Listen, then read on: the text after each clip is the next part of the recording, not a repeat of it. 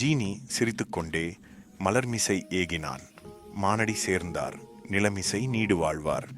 இன்று இதன் அர்த்தம் தெரிந்து கொள்ள ஆசையா என்று சிறுமியை கேட்டான். சிறுமி ஆவலுடன் தலையாட்டினாள். ஜீனி தன் மாயக் கையை அசைத்து ஒரு கதை உலகை திறந்தான். ஒரு கிராமத்தில் நல்ல மனசு உடைய ஒரு சிறுவன் இருந்தான்.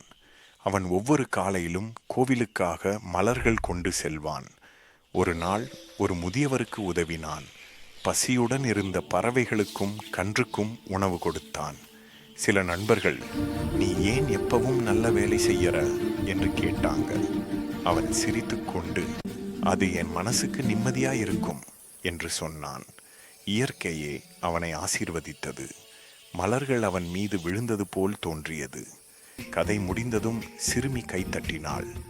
இதோ இந்த குறளின் பொருள், மலர் போன்ற மனதில் சென்று இறைவனை பின்பற்றுபவர்கள் இவ்வுலகில் நீண்ட காலம் வாழ்வார்கள் என்று ஜீனி கூறினான்.